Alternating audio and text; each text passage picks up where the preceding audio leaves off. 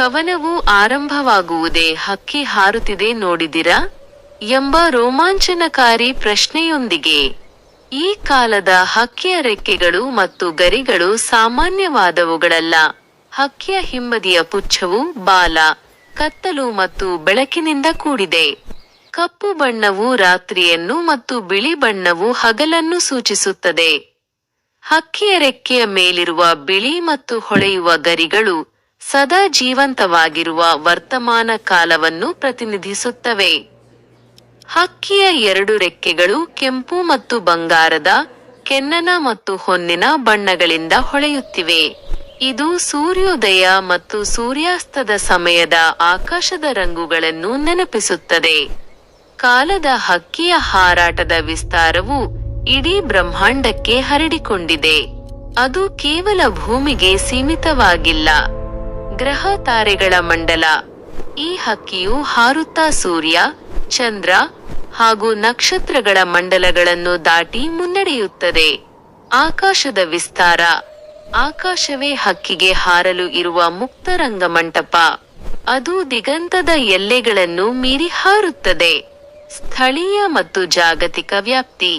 ಹಕ್ಕಿಯು ಹಾರುವಾಗ ಬೆಟ್ಟಗುಡ್ಡಗಳು, ನದಿ ಸಮುದ್ರಗಳು ಹಾಗೂ ಇಡೀ ಜಗತ್ತನ್ನೇ ತನ್ನ ರೆಕ್ಕೆಗಳ ಕೆಳಗೆ ಆವರಿಸಿಕೊಳ್ಳುತ್ತದೆ. ಕಾಲದ ವೇಗದ ಮುಂದೆ ಈ ಪ್ರಕೃತಿಯ ಎಲ್ಲ ಭೌಗೋಳಿಕ ಗಡಿಗಳು ನಗಣ್ಯವಾಗುತ್ತವೆ. 3. ಇತಿಹಾಸ ಮತ್ತು ಸಾಮ್ರಾಜ್ಯಗಳ ಕಾಲ ಉರುಳಿದಂತೆ ಜಗತ್ತಿನಲ್ಲಿ ಏನೆಲ್ಲ ಬದಲಾವಣೆಗಳಾಗುತ್ತವೆ ಎಂಬುದನ್ನು ಬೇಂದ್ರೆಯವರು ರಾಜಕೀಯ ಮತ್ತು ಇತಿಹಾಸದ ಹಿನ್ನೆಲೆಯಲ್ಲಿ ಅತ್ಯಂತ ಪ್ರಭಾವಶಾಲಿಯಾಗಿ ವಿವರಿಸಿದ್ದಾರೆ. ಕಾಲದ ಪ್ರಭಾವದ ಮುಖ್ಯಾಂಶಗಳು ವಿವರಣೆ. ಸಾಮ್ರಾಜ್ಯಗಳ ಏಳು ಬೀಳು. ಇತಿಹಾಸದಲ್ಲಿ ದೊಡ್ಡ ದೊಡ್ಡ ರಾಜರು, ಮಹಾರಾಜರು ಆಳ್ವಿಕೆ ನಡೆಸಿದರು. ಆದರೆ ಕಾಲದ ಹಕ್ಕಿ ಹಾರಿದಂತೆ ಆ ಎಲ್ಲ ಸಾಮ್ರಾಜ್ಯಗಳು ಧೂಳೀಪಟವಾದವು. ಕಿರೀಟಗಳ ಪತನೆಯಂತಹ ಶಕ್ತಿಶಾಲಿ ರಾಜರ ವೈಭವ ಮತ್ತು ಅವರ ಚಿನ್ನದ ಕಿರೀಟಗಳು ಸಹ ಕಾಲದ ಹೊಡೆತಕ್ಕೆ ಸಿಲುಕಿ ಮಣ್ಣಿನಲ್ಲಿ ಲೀನವಾದವು. ಹೊಸ ಯುಗದ ಆರಂಭ. ಹಳೆಯ ರಾಜಪ್ರಭುತ್ವಗಳು ಮುಳುಗಿ ಪ್ರಜಾಪ್ರಭುತ್ವ ಅಥವಾ ಹೊಸ ವ್ಯವಸ್ಥೆಗಳು ಹುಟ್ಟಿಕೊಳ್ಳಲು ಈ ಕಾಲದ ಚಲನೆಯೇ ಕಾರಣ. 4. ಪ್ರಕೃತಿ ಮತ್ತು ಮಾನವ ಸಂಸ್ಕೃತಿಯ. ಕಾಲದ ಹಕ್ಕಿಯ ಹಾರಾಟವು ಕೇವಲ ವಿನಾಶವನ್ನು ಮಾತ್ರ ತರುವುದಿಲ್ಲ, ಅದು ಸೃಷ್ಟಿ ಮತ್ತು ವಿಕಾಸದ ಸಂಕೇತವೂ ಆಗಿದೆ. ಋತುಮಾನಗಳ ಬದಲಾವಣೆ. ಹಕ್ಕಿ ಹಾರಿದಂತೆಲ್ಲ ಭೂಮಿಯ ಮೇಲೆ ವಸಂತ, ಶರತ್ ಮುಂತಾದ ಋತುಗಳು ಬಂದು ಹೋಗುತ್ತವೆ. ಗಿಡಮರಗಳು ಚಿಗುರುತ್ತವೆ, ಹೂ ಬಿಡುತ್ತವೆ, ನಂತರ ಎಲೆ ಉದುರಿಸುತ್ತವೆ. ಯುಗಗಳ ಪರಿವರ್ತನೆ.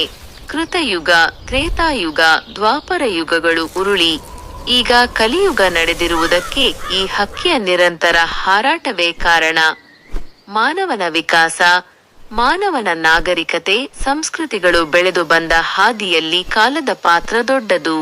ಹಳೆಯ ಮೂಢನಂಬಿಕೆಗಳು ಅಳಿದು ಹೊಸ ವೈಜ್ಞಾನಿಕ ಆವಿಷ್ಕಾರಗಳು ಜನ್ಮ ತಾಳುತ್ತಿವೆ. ಕಾಲದ ಹಕ್ಕಿಯನ್ನು ಯಾರೂ ಬಂಧಿಸಲು ಸಾಧ್ಯವಿಲ್ಲ. ಅದು ಎಲ್ಲರ ಕಣ್ಣಿಗೆ ಕಾಣಿಸುವ ಹಾಗೆ ಇದ್ದರೂ ಅದರ ನಿಜವಾದ ವೇಗ ಮತ್ತು ಸ್ವರೂಪ ಅಗೋಚರವಾದದ್ದು. ಯಾರಿಗೂ ಸಿಗದ ಹಕ್ಕಿ. ಶ್ರೀಮಂತರಿಗಾಗಲಿ ಬಲಿಷ್ಠರಿಗಾಗಲಿ ಈ ಹಕ್ಕಿಯನ್ನು ತನ್ನದಾಗಿಸಿಕೊಳ್ಳಲು ಸಾಧ್ಯವಿಲ್ಲ.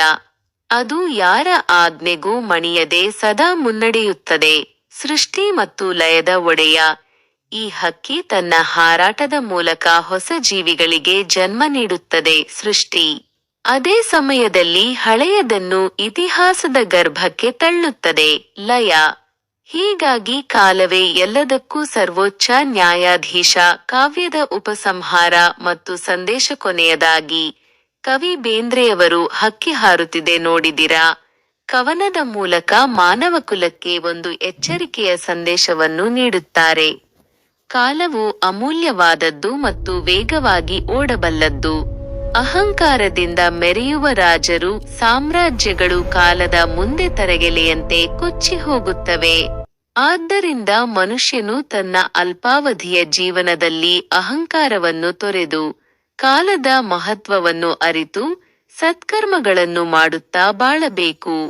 ನಿರಂತರವಾಗಿ ಚಲಿಸುವ ಕಾಲದೊಂದಿಗೆ ನಾವು ಕೂಡ ಸಕಾರಾತ್ಮಕವಾಗಿ ಮುನ್ನಡೆಯಬೇಕು ಎಂಬುದೇ ಈ ಅದ್ಭುತ ಕಾವ್ಯದ ಪರಮ ಸಾರಾಂಶವಾಗಿದೆ. ಇನ್ನೂ ಇದೇ ಥರ ನೋಟ್ಸ್ಗಳಿಗಾಗಿ, PDF ಗಳಿಗಾಗಿ ಮತ್ತು ಕ್ಲಾಸಸ್ಗಳಿಗಾಗಿ ಕೆಳಗಡೆ ಇರುವ ಡಿಸ್ಕ್ರಿಪ್ಷನ್ನಲ್ಲಿ ವಾಟ್ಸಪ್ ಲಿಂಕ್ ಇದೆ. ಲಿಂಕನ್ನು ಕ್ಲಿಕ್ ಮಾಡಿ ನಮ್ಮ ವಾಟ್ಸಪ್ ಗ್ರೂಪ್ಗೆ ಜಾಯ್ನ್ ಆಗಿ.